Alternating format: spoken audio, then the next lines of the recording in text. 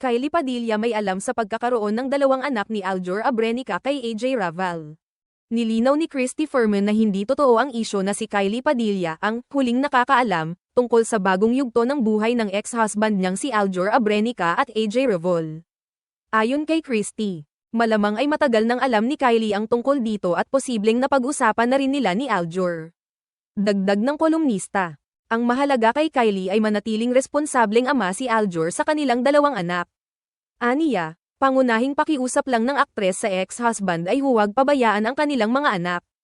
Bago pa makumpirma ang balita tungkol kina Aljur at AJ, mismong si Jeric Raval ang nagsabi na may dalawang apo na siya mula sa kanilang relasyon. Ito ang nagpatibay sa matagal ng usap-usapan. Sa kabila ng isyo, ipinapakita ni Kylie na maayos ang co-parenting nila ni Aljur.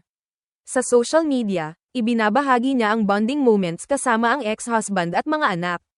Para sa kanya, mas mahalaga ang kapayapaan at kaligayahan ng mga bata kaysa sa intriga. Samantala, patuloy na pinag-uusapan ang relasyon ni Aljur at AJ. Ngunit nananatiling tahimik si Kylie at nakatuon sa pagiging mabuting ina.